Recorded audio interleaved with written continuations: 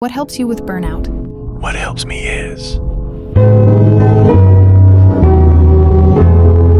like really understanding the concept of like, yeah, I'm still young, but like just the concept of death, and it's like really not talked about a lot. And the fact that you open up of like the 6 things that people like regret at the end of their life was very fascinating. What was really interesting is actually hearing different people's stories about burnout and how it affected them. Even a lot of people actually don't even know they're in burnout. And so get the tools, get the weapons, because if you're pushing hard, I mean, the world, the life is also going to hit you hard. Those tools or dynamics or frameworks, meditation, or whatever it is, before it is too late. I had a ton of fun at the event tonight. It was so wonderful to have people from different walks of life. It was really good, very helpful, lots of really good insights.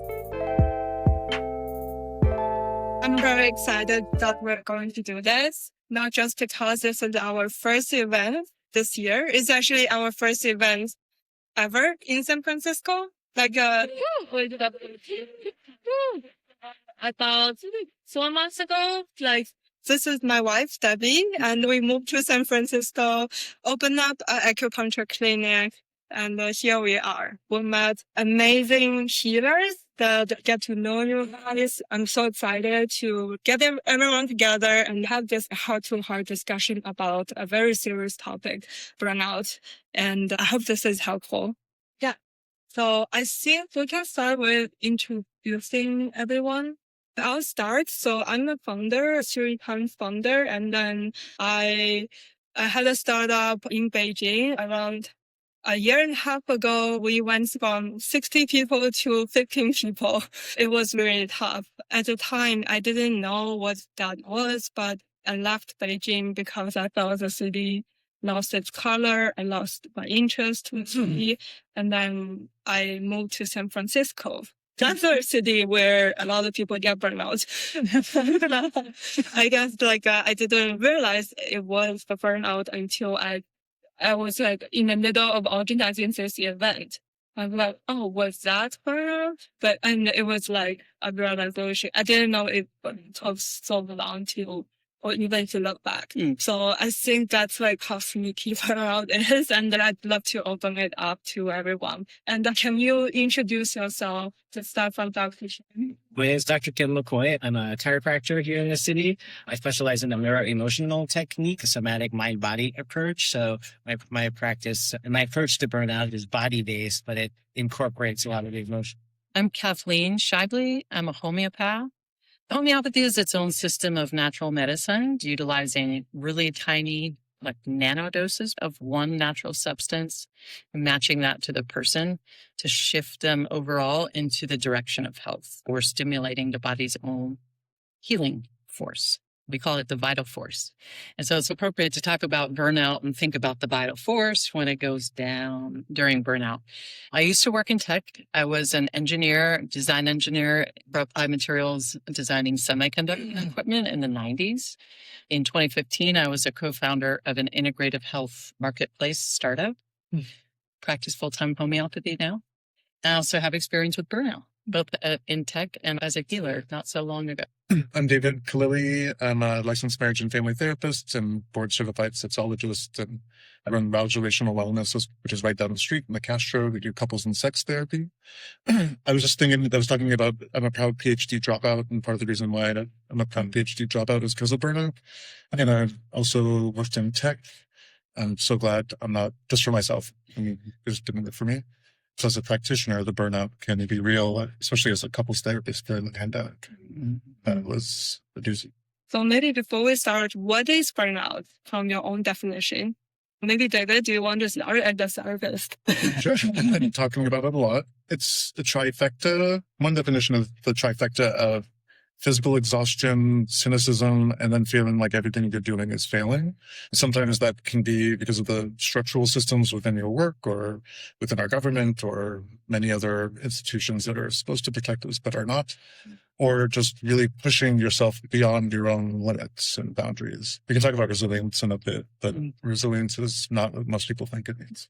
Yeah, I think with homeopathy, we talk about the vital force, and most people have some idea of what that is. When I think about burnout, it's like your normal means of restarting yourself or trying to keep going aren't working. And that can be on a physical, mental, or emotional level. I've seen it really, the root cause, for most of us, it's all of those things, to be honest. For some people, it's really physical. I've seen performers who love what they do, who just really overexert themselves and then go into an extreme burnout state based on that performance. Mm-hmm. That's one flavor of it. Usually it's a complicated mix of causes, but the result is all my normal stuff is not helping me to rekindle any sort of my vital force fire. It's like losing functions. Often it's very disorienting. I think from the chiropractic mind-body approach, burnout is what happens when your nervous system has been in like the heightened like survival mode state for too long, because we're designed to be in that intense, if we're threatened, if our life is threatened or something, we're designed to fight that off, but it's not supposed to be a long-term process. Your body is supposed to be able to settle down after, but there's so many things going on where people, your nervous system just feels like the pressure, like survival pressure, becomes a chronic thing, and the body can't sustain that forever. And I guess it's multiple level, because like when we were doing the podcast, you also mentioned the survival mode of the body. And I guess for therapists, like it's not just a burnout, I guess. It's like all the time we are going back to the survival mode, which is very hard to break through if you are not trying to work hard. Yeah, it's a lot of pressure, especially in the Bay Area. There's a lot of pressure, like rent is high and competitive. There's a lot of competition. And so there's a lot of external pressure that is just built into living here. So that's taxing on the body just as a baseline. Yeah. I was in another event I was mentioning, and it's a very formal, the JPN, the health care event, and everyone in suits, and like people talk about burnout as it's part of the normal process. And it's sad, but it's also a bit shocking to see like how normalized like people treat them. And when I was looking at the social media, a lot of people like going through that, they would go to a doctor to issue, what is that? Like it's an emerging, like disability or you can get 3 months unpaid leave. But and it feels like in the tech community, that's what people get a lot. Like they go to this stage and then they had to leave the job. There's a lot of Zen centers in the South Bay that are welcoming those folks in for a week or two at a time as a retreat. I've been volunteering at a Zen center in Santa Cruz, the Koji Zen Center, and I've met a number of tech people that are there just for a week at a time because they could not deal with work. They got the medical leave and they wanted to be there for much longer. So I want to know, like for burnout, you got this typical finance, tech, and then one day wake up to say, oh, that's not what I want to do. And then I leave and then go into the Zen center to meditate or become a monk. Is that what? There's only two choices. Why person in German? Is that sneakier than? Oh, it can be definitely sneaky. When I think back to my own burnout and signs that I should have been paying attention to, I think dread is an early symptom. Another thing we normalize is dreading to go to work on Monday, for example, or maybe you don't get a weekend, I'm not sure, but the dread of whatever it is actually it's not necessarily work, but I think it's a sign that things are really out of alignment with something. And I'm not one who thinks, either you need to be working your passion project, purposeful job, or you're done. I think you could do a lot of other things. I was talking with Sarah. Maybe you could share some of your journey, like the possibilities of finding passion other ways. But I do think that dread is a sign that you're ignoring some major misalignments with whatever it is you're engaging with, and it will be taxing you in lots of ways. I think what you said too about how when you were burned out and you didn't realize it, but life became like dull. Yeah. Like it's just becoming gray. And like I said, with the cynicism where everything just becomes like. If burnout creeps up on you and you realize it when it's too late, But as they both mentioned, there are a lot of early warning signs that are in the body before the mind even picks up. And I guess it could be the quality of sleep. That's why if you find it's very hard to have a good sleep, then it has something like there's a body and mind connection. I think the therapists in the room can understand, other practitioners can understand that feeling of apathy when you're really burnt out and working on a particularly difficult situation or case, but you're noticing that the energy is not there as much as it used to be. And what would be something that you feel like surprise you, like burnout case? What surprises me is that it surprises the person. As a practitioner, you can tell, I think they're burned out, but when they realize it, they're like, what? People just are focused on doing whatever they're doing and they frame it as hustle or good work ethic. I'm surprised that they're surprised to realize they're burned out or thought they had more runway left or could push it further before their body starts refusing to do work anymore. Yeah, I agree with that. A disconnect from the body in a certain way. And I think I was guilty of that in my earlier years. The first time I described how I was behaving to my homeopath at the time, she's like, "You are not a machine." And I'm like, but yeah, so just like getting in that mode of survival mode, just keep pushing and then being surprised when it starts to beat. We're thinking that, and I'm guilty of this myself, that it doesn't, like just a weekend off will take care of it, or one day little visit. Another surprising thing about the mind-body connection for me was we recently did a panel with pelvic floor physical therapists and sex therapists. We talked a lot about pain during sex. I grew up in the Bay Area and I ignored a lot of the hippies that would say it's all connected, man. But I'm really just like how our jaw is connected to our pelvic floor. Or if you're tense in your jaw, you're likely your pelvic floor is fucked up. And there's just a pelvic floor physical therapy has been around for decades, probably even longer. It's just now getting some of the understanding and interest. It's not the cure-all. A lot of pelvic floor physical therapists want me to say, it's not the cure-all. It's not going to cure everything, but there's some really amazing things that they can do. I guess for me, Kathleen was saying like you're not a machine, but being someone in the system, because it's not just me or person, it's the person in the system while everyone else is working this way. I guess I feel frustrated to hear like, how can you not be a machine? While the whole system is built up this way. True. Like you have to be a machine to run in there. That's a great point, and I appreciate you saying it's frustrating to hear. It is super normalized, and I think one of the things I realized when I was working in tech is that I need to create my own boundaries in this situation, and I think there's a lot that's difficult to do because it depends on how vulnerable you are. If you need your H-1B visa, it's much harder, or you come from a culture perhaps where it's, when I first started working there, I was also a single parent. And when I interviewed and took the job, I said, I want you to know that I can't be traveling at the drop of a hat. I cannot really be working more than 40 hours a week. This was in the 90s. And they just looked at me like I was an alien. And they're like, whatever, we need all the engineers we can get right now. But I tried to make things flow both ways. You expect me to come in on the weekend. I expect to have some time off. That was hard. It was not done, really. It's not easy. If you go with the norm and how you're being treated, you will be treated like a machine. It will take some pushback, honestly, in different ways. You can't probably do it when you first start out. A lot of people are starting out, and with the trend with AI, it's not getting any easier. Everything's just getting much faster, much more efficient. Burnout is not a one person's issue. It's systematic. That if you want to change the system, it can feel powerless. Yeah. You are one person against that. But I believe there are small things that you can do to take actions.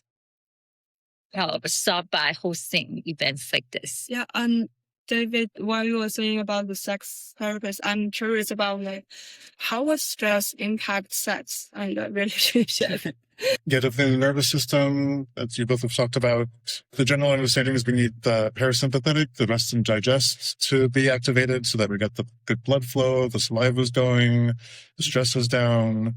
But if you're in these environments or a variety of different stress, then the fight or flight is going to come in. And the complicated thing is you do need the fight or flight to kick in for the orgasm, but you do need a lot of relaxation. I mean, it really depends on the person, but ideally there would be some relaxation. There wouldn't be a sense of a threat unless you're into that.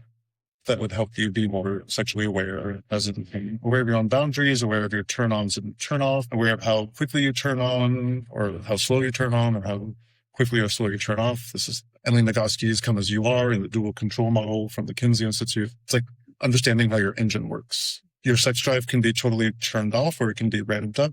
During COVID, I saw plenty of people where they were just like, I have no sex drive whatsoever. And others, that was like the only thing that they wanted to do. So we respond differently to stress. I was talking to some folks in the audience earlier, and they're talking about being like quick to frustration or low tolerance of frustration or quick fuse. And so if you're finding yourself bringing that home to your partner or your family or friends or the random person on the street, that's a good sign. He's drama for you where you're just like this close from saying, what the fuck did you just say to me? That is a good sign that you're on an obviously. But then also the apathy or the disconnection in a relationship. The antidote, I really like what Esther Perel talked about. Don't go to work and give the world your main course and then come home and bring the leftovers.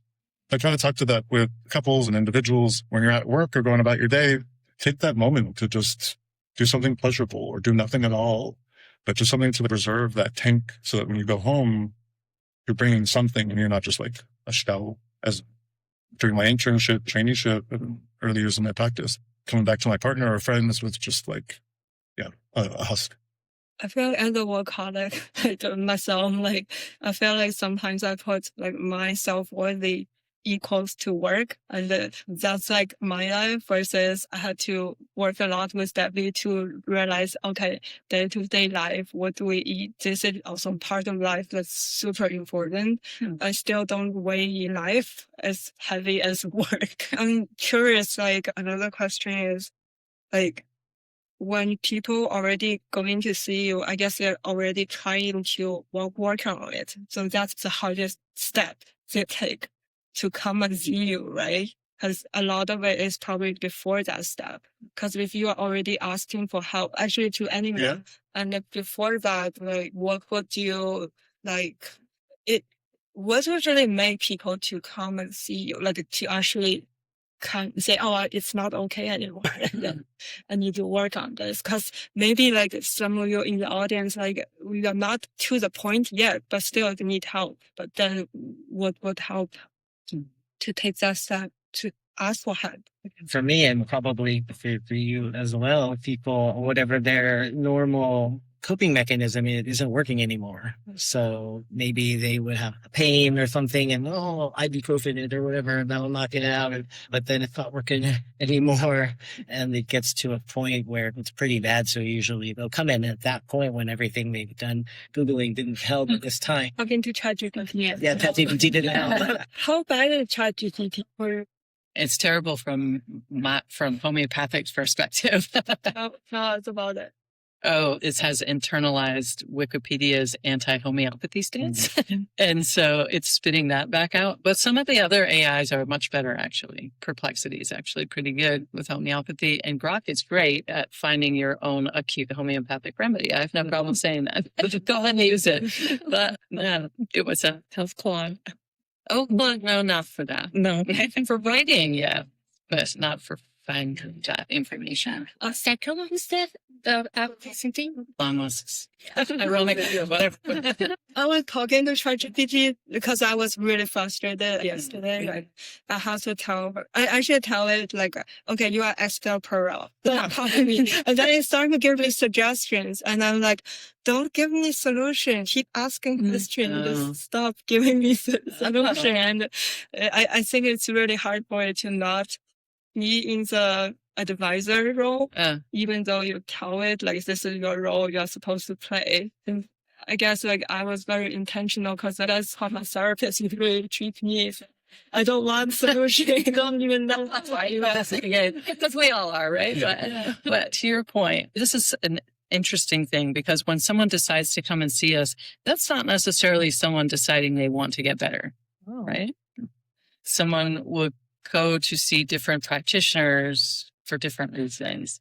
And sometimes it's years into it. And I've said this to some clients, I'm not here to fix you. I'm here to do my job and recommend remedy for you. But if you are not ready to get better and feel like you're a collaborator in this relationship, we don't have the fertile ground for you to get better. You have to put in the work. Be open Especially you. and also be open to what's going to happen if I get better. What kind of person would I be? What would be different in my life? Sometimes that doesn't happen for people at all. So that's starting with wanting to, how do you know what you want in getting better? Yes, you want to feel better, but maybe it's scary sometimes. Who would I be? What does that mean? I think a lot of people I work with who are strivers, and I used to be this way too, you can also get addicted to an anxiety response. I think, don't take that the wrong way, but some forms of anxiety are perpetual. If I don't feel this way, I'm not going to keep going and achieving. Some people go to war with themselves internally, like beating themselves up if they haven't done a good enough job. So always just observing that's what's happening. Are you open to letting go of that pattern? Because in terms of burnout, that is driving burnout. The stress hormones involved, all of that contributes to burnout. The familiarity of the addiction to it. I want to ask about men, gender. And remember when we were talking, you were saying like, because you're a chiropractor, but you also do mind and body practice.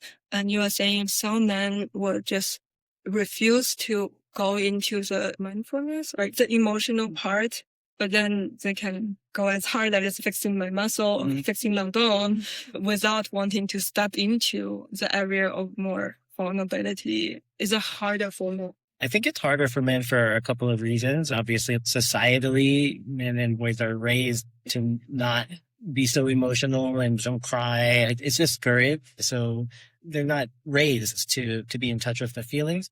But I feel like part of it is biological too. I'm transgender. I transitioned about 20 years ago. And when I went from a female to male, like chemically, there was a shift. Like I didn't feel my emotions as well. I could feel anger really well, but a lot of the subtle emotions were out of touch for me. So that's when I realized, oh, it's not just socialized. There's a biological component.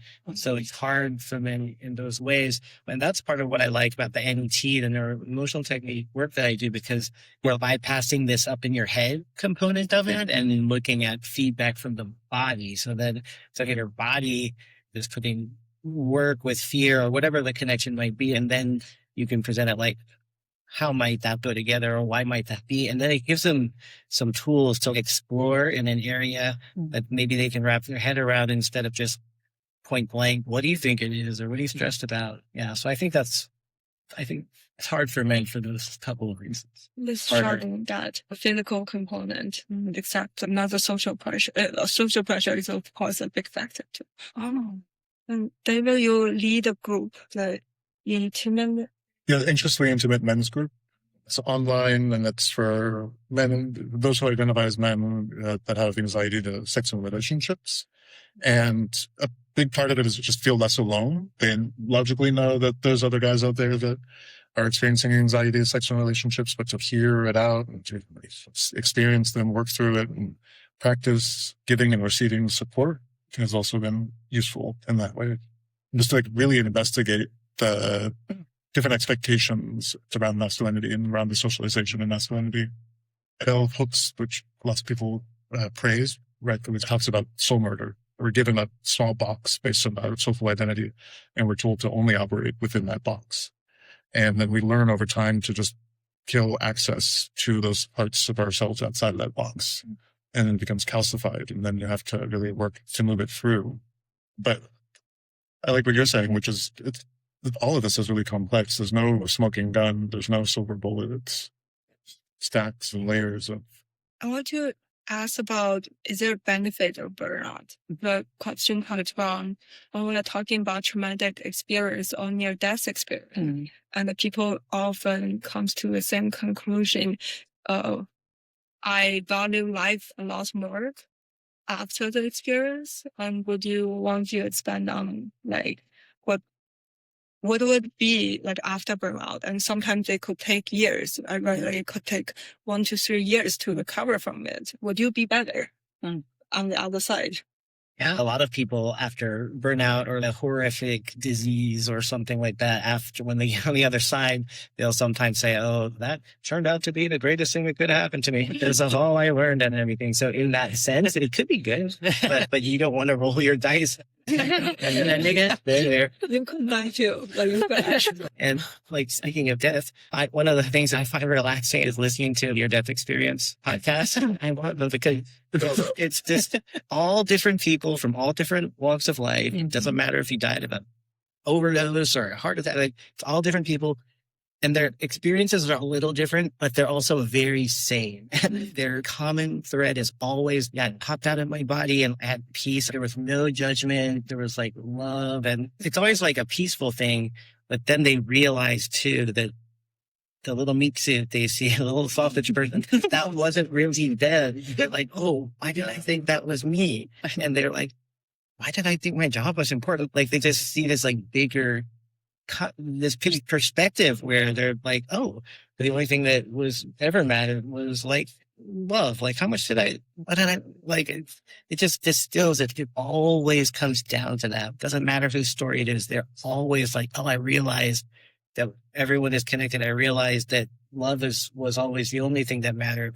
And so when they come back, even if they have medical hardship, long road to physical recovery, none of them are afraid of death ever. They're not in a hurry. They don't want to self-destruct, but none of them are afraid of it anymore. And a lot of the things we knock ourselves out, self-destruct, a lot of it is at its root death fear. You're like, I gotta work hard or else I'll die. I'll be homeless. I have to do this or else my kids will and then our culture doesn't talk about death or anything. So there's just layers of like fear and pressure. But once you like listen to people who've been through that, they're like, oh, it's fine. There's nothing to be scared of.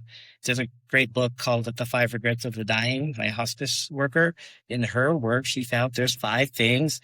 Her new book, she had the 6th one. So there's the 5 main things that dying people always regret. And number 1 on that list is, I wish I didn't work as hard. I wish I didn't work as much as number 1 regret of dying people. So it's always, I wish I didn't work as hard. I wish I had done what I wanted to do and not what other people wanted me to do. I wish I'd stayed in touch with my friends. I wish I'd let the people I love know. I wish I let my feelings, shared my real feelings. And I think one of them is I wish I'd let myself be happy. Like they realized at the end that happiness was a choice. So the new book, the number 6 that she adds in is that it's all of love is the only thing that matters, which is what the near-death people say. So it always circles to the same thing. And with burnout, we're on the hamster wheel, like prioritizing a lot of times that one thing that everybody who's dying says, I wish I didn't prioritize. Talk about what I learned from getting burned out the first time when I was working in tech and had been working full-time, single parenting and commuting for a couple of years. And then I started getting sick. And I was so confused, even though I had been through engineering school as a single parent, somehow and moved across the country, had no family around to help, but was confused. Why is this happening to me? And so I started going to different doctors and like, why am I feeling feverish as the work week goes on and as the work day goes on? What kind of disease is that?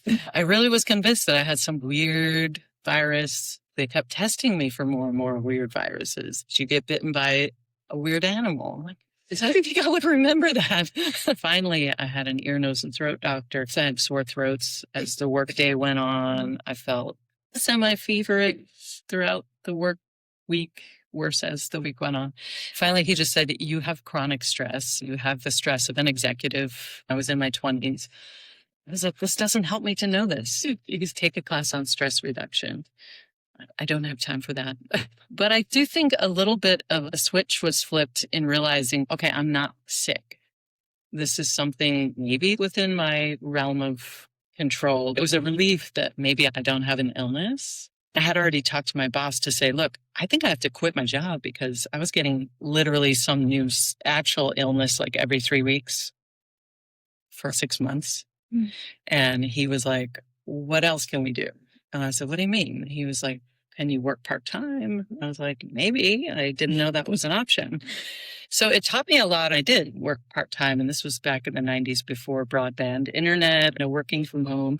But and then eventually, after a couple of years, I went back full-time for that same company. But it did give me time to recover, time to volunteer at my kids' school a day and a half a week. It also taught me early in my career that more things are possible than you think. I think it's very black and white. Either I have this high pressure, high stress job, full time, working crazy hours, or I don't have it available to me. My boss was like, other people could probably benefit. And he's, no, this isn't for others. This is for you. It's not a part-time option we're creating. So I was like, oh, okay. That did come in handy later with my tech clients. Some of them are tech founders in my practice. I try to remind them that they should be encouraging more possibilities of their people, including flexibility. And I don't know that it's getting through, but I think I love what you're saying about your hybrid choices, and you're saying like, oh, those are the 6 things that I think people would recommend people to do. I want to work itself. I don't think work is evil. I love my work. I actually love working, but then still I get burnout. I feel it's not because of the work or the cultural.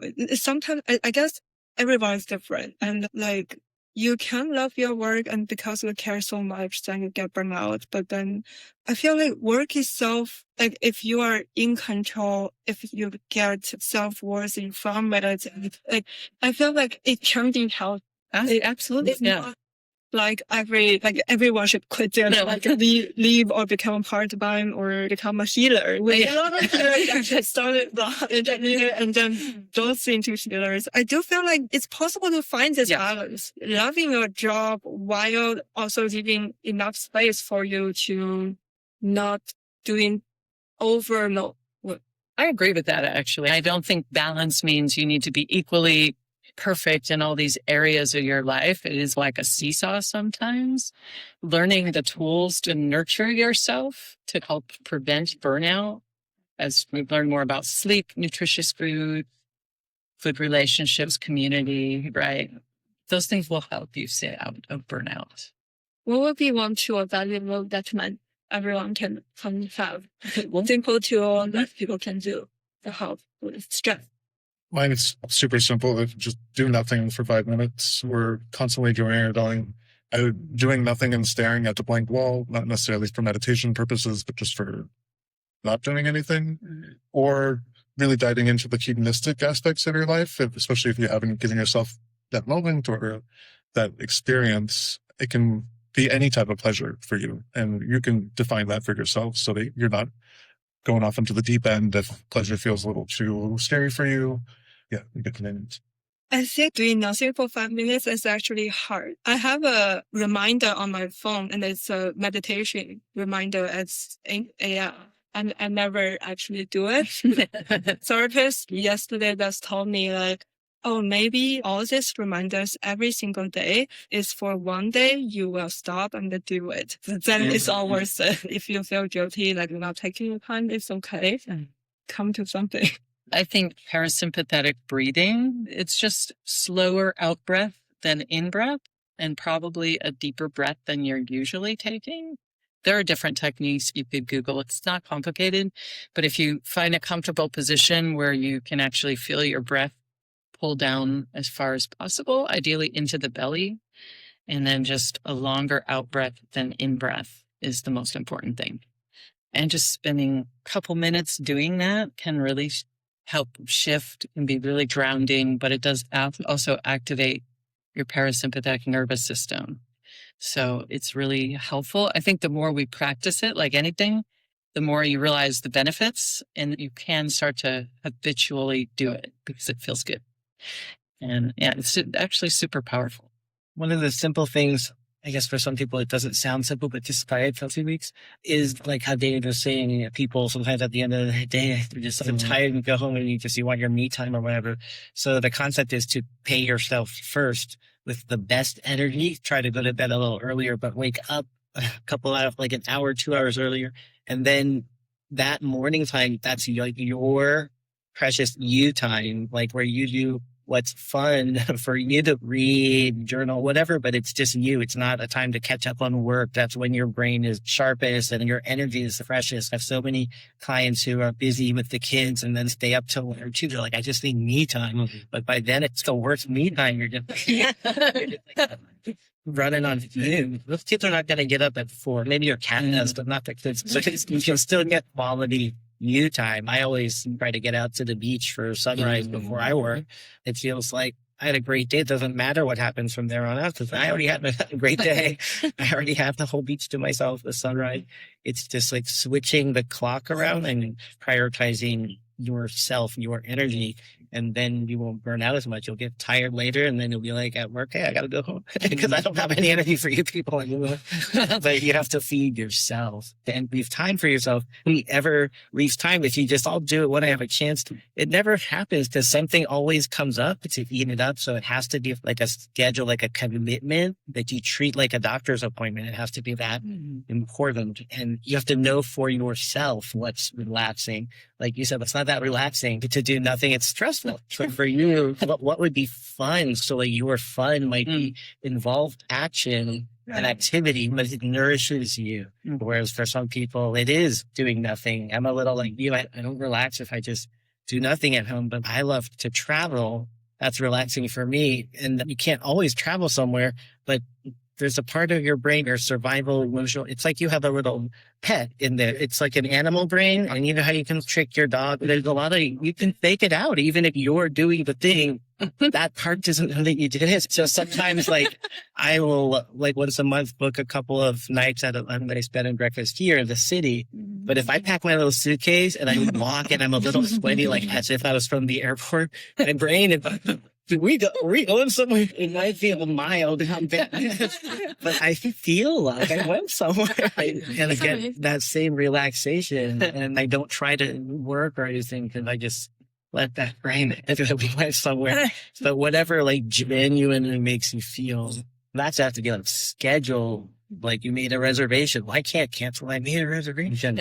But if you just leave it vague, things always creep in. So I think structuring it is important even when you don't feel burnt out because it sneaks up on you. If you have something already in there, you're less likely to burn out. Like in my own life, whenever I've been really badly burned out, it's always because I took out my self-care for some reason. It happened when my kid was a baby. Before that, I was seeing my chiropractor, seeing my acupuncturist, but then after you have a baby, you're just like, I just want to sleep, you know? So those things were like, I don't really need to get adjusted this week. And then before you know it, you didn't do anything for yourself in 2 years, and then you're burnt out.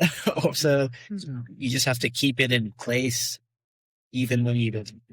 I feel like that is something needed to do because it just reminds me about the cooking show I was watching where the last of the challenge, like for the championship, is make a dish for yourself as a chef. And what other chef was saying is, all this life I've been cooking for other people and I've never cooked other than ramen noodle. There's something that's not rice like for myself, and that's challenging for chef. And I guess it's common like we don't do enough for ourselves. Do you even know what you like as a person? Sometimes you could forget that. Cool. Okay, should we open this to questions? I'm curious to hear from each of you about the role of dissociation and whether it can be a positive thing, and sometimes it can be a negative thing, and I'm just your thoughts on that. You can tap into it. I was dragged to musical improv somewhere, and I didn't like it at all. The exit was on the stage. It was the worst thing possible, and it was an hour and a half musical improv. And it's not my thing. People love it. That's great.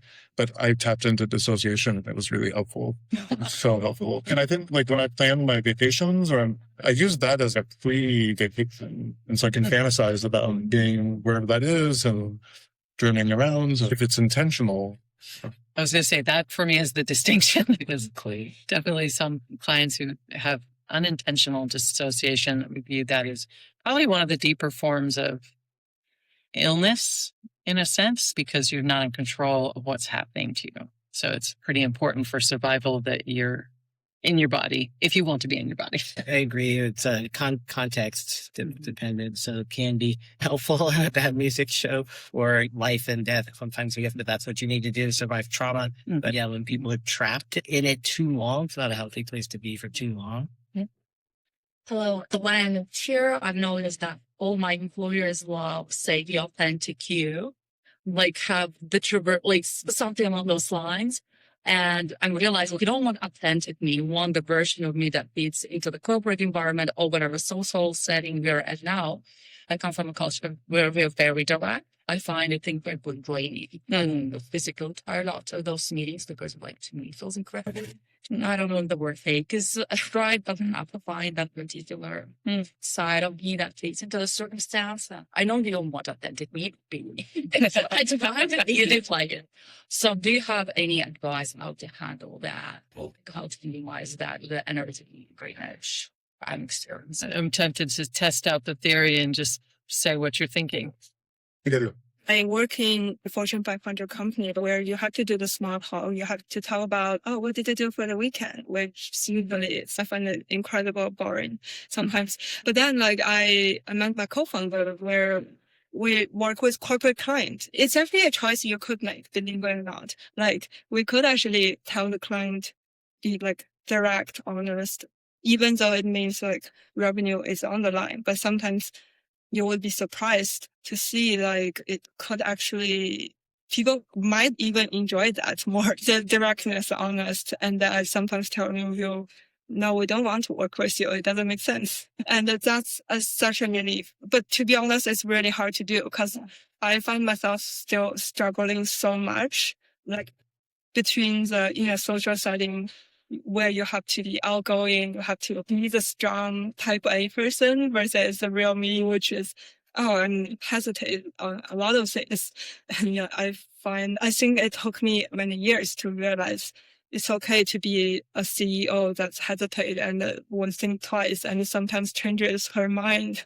Like it could just be your style, which it's not typical, but it works.